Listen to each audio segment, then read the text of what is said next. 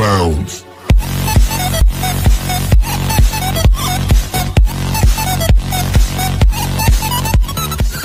Assalamualaikum warahmatullahi wabarakatuh. Bertemu lagi dengan Ais Channel. Pada video kali ini saya akan membuat tutorial cara konfigurasi bridge pada router Cisco. Oke, langsung saja.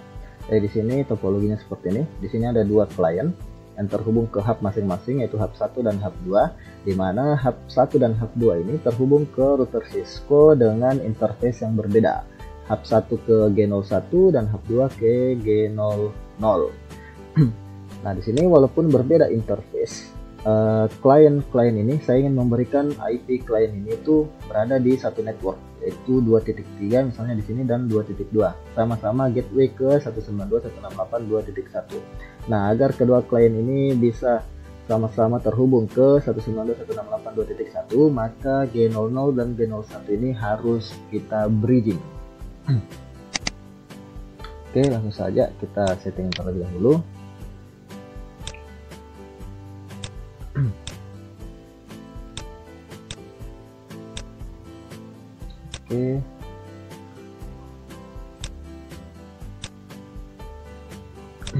Oke, pertama kita aktifkan untuk bridge-nya. Nah, di sini bridge, kita ketikkan saja bridge. Lalu di sini ada pilihan apakah menggunakan CRB dan IRB. Nah, biasanya yang digunakan itu antara CRB dan IRB. Nah, untuk yang CRB yaitu concurrent routing and bridging, digunakan untuk membridge port-port di router, tapi port lain yang tidak di bridge masih memiliki fungsi routing. Jadi misalnya di sini kita menggunakan bridge CRB ini, di sini kita bridge G00 dan G01, sedangkan di sini ada G02 yang yang tidak termasuk ke dalam bridge. Nah, G02 ini masih memiliki fungsi routing, sedangkan yang G00 dan G01 tidak lagi memiliki fungsi routing. Dan untuk bridge CRB ini, port-port yang dimasukkan ke dalam bridge itu tidak bisa terhubung dengan port-port yang tidak dimasukkan ke dalam bridge. Jadi misalnya di sini G00 dan G01 kita bridge CRB, maka G00 dan G01 ini tidak dapat terhubung dengan G02. Nah, sedangkan bridge IRB itu memiliki integrate routing and bridging. Jadi kita masih bisa melakukan routing melalui interface interface BVI atau bridge virtual interface. Nah, misalnya di sini karena ada yang tidak terhubung ke bridge, di sini ada G02, saya gunakan misalnya di sini bridge IRB. Nah, setelah itu kita aktifkan untuk bridge protokolnya, bridge 1. Jadi di sini kita tentukan ID-nya terlebih dahulu. Di sini 1 sampai 255, jadi kita bisa membuat 255 bridge. Nah, misalnya saya gunakan bridge dengan ID 1. Lalu di sini saya gunakan protokolnya IEEE. Setelah itu kita buat lagi bridge 1 root IP seperti ini.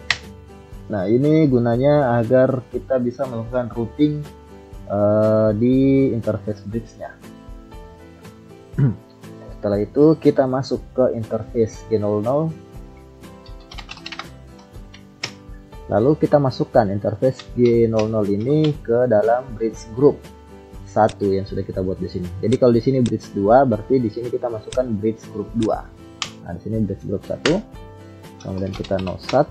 Setelah itu saya masukkan lagi ke interface kedua, yaitu G01. Interface ke Ethernet 0/1. Lalu saya masukkan juga ke bridge group 1. Lalu nosat. Nah, setelah itu kita buat interface BVI 1 di sini, yaitu bridge virtual interface 1. Jadi angka satunya sesuai dengan bridge groupnya. Di sini kan bridge group 1, jadi saya buatnya interface BVI 1. Interface BVI 1, IP address 192.168.2.1, 255.255.255.0. Nah, sekarang kita coba apakah kedua klien ini walaupun masuk di interface yang berbeda di Cisco itu bisa terhubung ke gateway 192.168.2.1.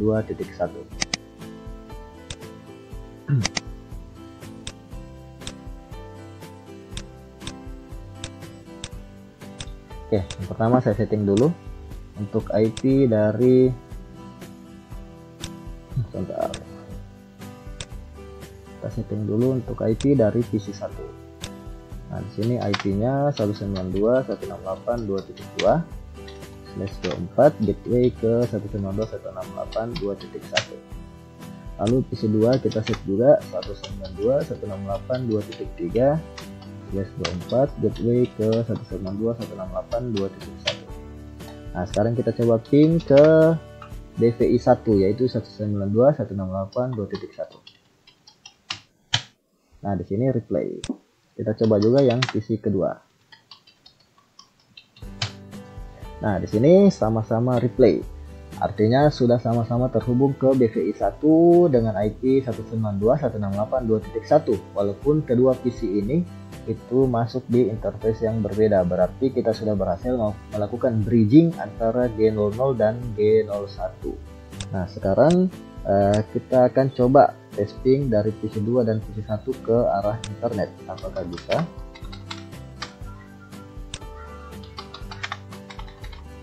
Nah, di sini belum bisa terhubung ke internet. Kenapa? Karena di Cisco arah yang G02 ke internet belum kita setting. Jadi sini kita setting kembali. Yang pertama di interface Gigabit Ethernet 0/2, saya akan setting dulu untuk IP address-nya.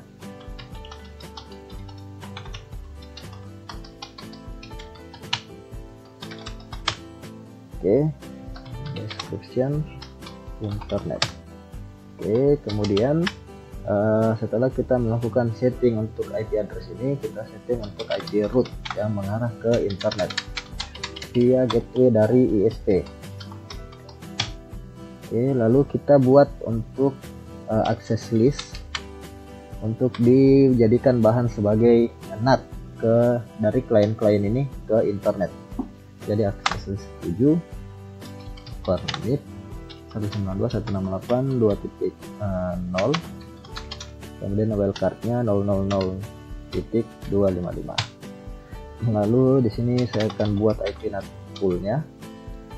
Soalnya namanya IP NAT pool IEZ, lalu 172.16.15.117 mulainya ke 172.16.19.18. Nah, untuk ini adalah IP dari IP1 untuk poolnya. Jadi klien ini, semua klien di sini akan di NAT ke IP 172.16.19.117 dan 118. Prefix length 30. Untuk NAT ini settingan NAT dynamic NAT overload itu kalian bisa lihat di video saya sebelumnya. Silahkan cari-cari di channel saya. Nah, di sini berikutnya kita buat IP NAT inside source list 7, itu sesuai dengan angka akses listnya. Pool IEZ sesuai nama pool yang saya buat. Lalu overload. Nah, setelah itu kita setting di interface yang ke arah internet yaitu G02 IP NAT outside.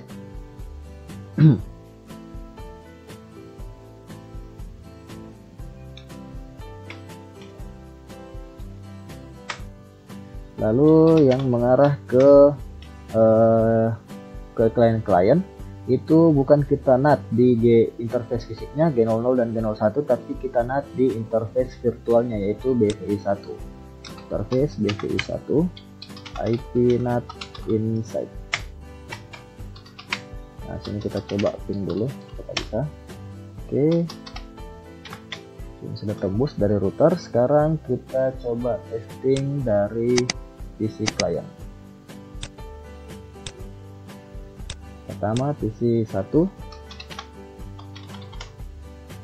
Nah, di sini sudah replay. Sekarang yang PC 2 sudah replay. Kita coba lihat NAT-nya. Nah, seperti ini. Jadi IP 2.2 dan 2.3 yaitu IP dari PC 1 dan PC 2 itu di NAT ke 172.16.15.18 sehingga dapat terhubung ke IP dari DNS Google yaitu 888 seperti ini. Oke. Jadi di sini kita sudah berhasil melakukan bridging, yaitu melakukan bridge antara G00 dan G01 menggunakan bridge IRB atau Integrate Routing and Bridging. Dimana di sini ada kita setting juga untuk bridge virtual interface yang diberikan IP sebagai gateway dari klien-klien. Tutorial dari Ice Channel, semoga bermanfaat. Jika kalian suka dengan video ini, jangan lupa untuk klik like, comment, share, subscribe, serta nyalakan lonceng notifikasinya untuk mendapatkan tutorial terbaru dari Ice Channel. Ice Channel pamit. Assalamualaikum warahmatullahi wabarakatuh.